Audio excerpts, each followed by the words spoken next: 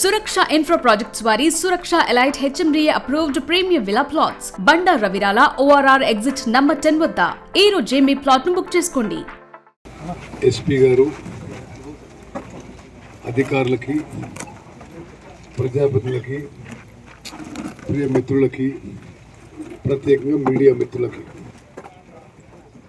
అందరికీ నమస్కారం.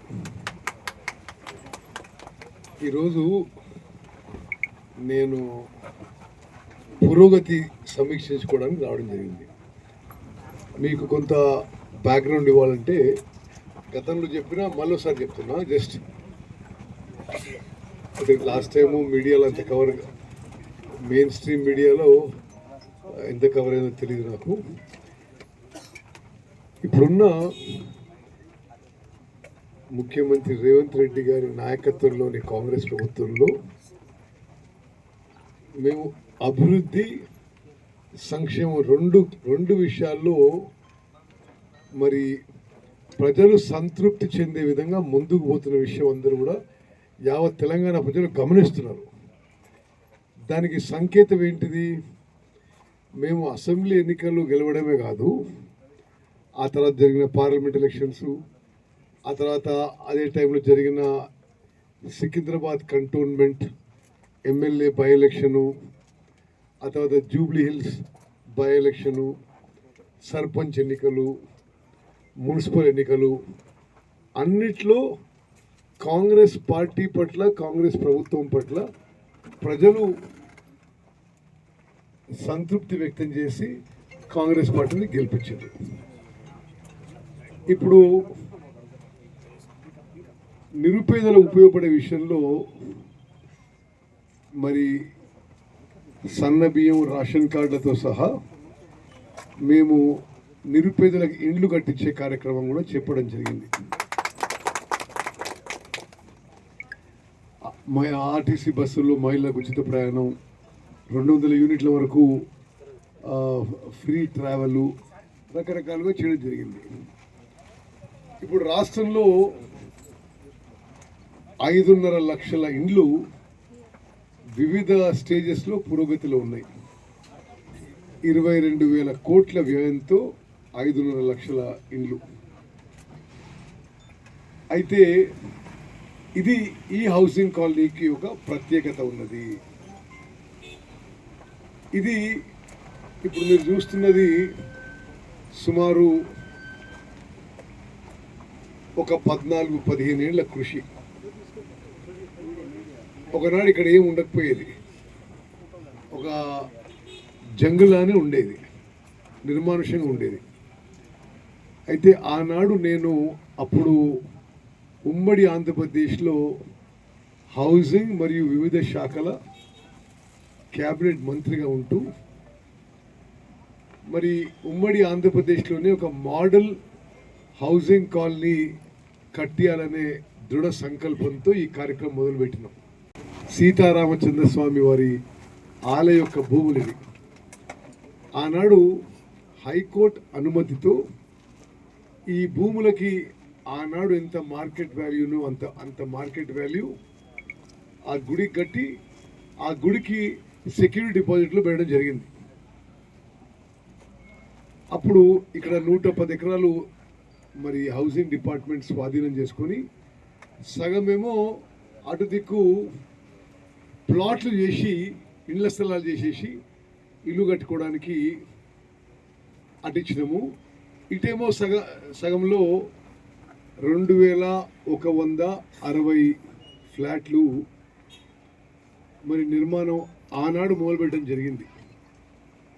అప్పటికి ఇప్పుడుకి ఖర్చు పూర్తిగా 125 కోట్లు అయింది. భూమి రేట్ తీసుకుంటే అప్పుడు ఈ ఏరియాలో అంత భూముల రేట్లు లేకుండే. ఇప్పుడు ఈ ఏరియాలో మరి భూషణ్ అనుకుంటా ₹1 కోటి ఎక్కడ ఉంటుంది మెయిన్ రోడ్డు మీద.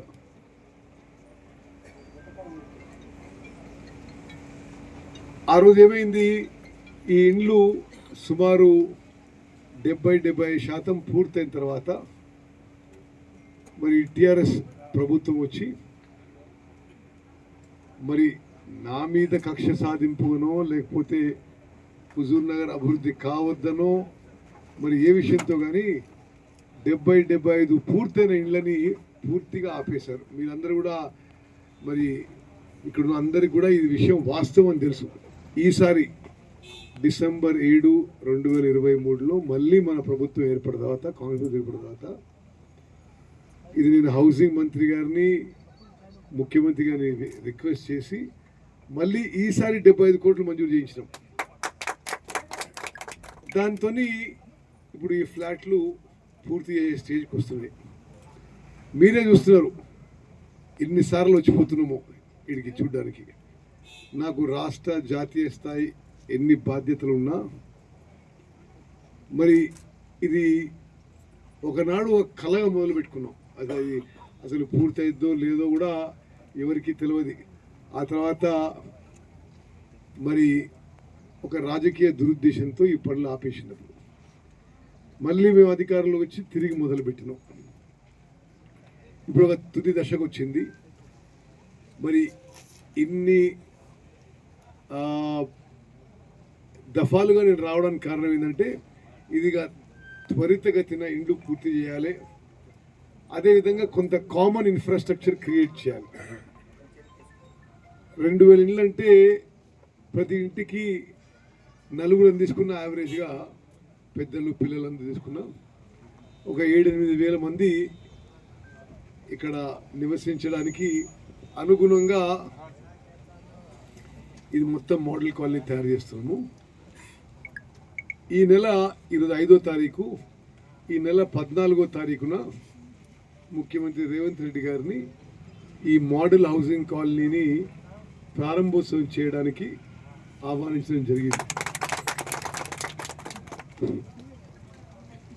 మరి ఇంకా 5వ తారీఖు 14 అంటే ఈరోజు తీసేస్తే 8 రోజులు ఉన్నది. మరి కలెక్టర్ గారికి, ఆర్డీఓ గారికి, హౌసింగ్ అధికారులకి, పనులు చేస్తున్న ఏజెన్సీలకు కూడా మరి ఈ 9 రోజులు రాత్రింబగలు పనిచేసి ఈ ఇండ్లని పూర్తి స్థాయిలో పూర్తి చేయాలని నేను మీ అందరికీ విజ్ఞప్తి చేస్తున్నా. 1000 మంది కుటుంబాలు ఎంపిక చేయబడి స్క్రూటినైజ్ చేసి పబ్లిక్ అనే డిస్ప్లే చేస్తాం. ఎవరైనా అబ్జెక్షన్ చేసి చెప్పండి వాళ్ళు వీళ్ళ అర్హత లేదు అని. ఓకే, పిల్లలు పెద్దగా పెళ్ళైతే వాళ్ళకు కూడా సపరేట్గా ఫ్లాట్ ఇవ్వడం జరుగుతుంది. నేను పోయినసారి చెప్పినట్టు అవినీతికి ఆస్కారం లేదు. ఈ లబ్ధిదారుల ఎంపికలో ఎవరు అధికారులు, ప్రజాప్రతినిధులు ఎవ్వరూ ₹1 అవినీతికి పాల్పడ్డా సహించేది లేదు అని చెప్పి కూడా నేను చాలా స్పష్టంగా చెప్తున్నాను. ఇది ఒక తపస్సులాగా, ఒక యజ్ఞంలా చేసిన పని ఇది. వాస్తవంగా నేను ఇన్నిసార్లు అనవసరం లేదు. నేను కూడా ఏదో ఎవరో కడుతున్నారు ఎవరికో ఇస్తున్నది.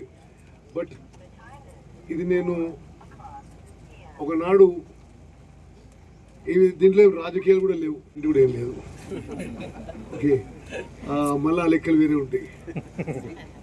అయితే సరే, మన హయాంలో కొంత మంచి పని చేసినాము. నిరాశ్రయులకి ఆశ్రయం కల్పించినాము. నిరుపేద వ్యవసాయ కూలీలకి ఏదో ఆశ్రయం కల్పించినాము. రైస్ మిల్ వర్కర్లకి, ఏమీ లేని వాళ్ళకి ఒక గూడు కల్పించినాము అని ఒక ఆత్మ సంతృప్తి కోసం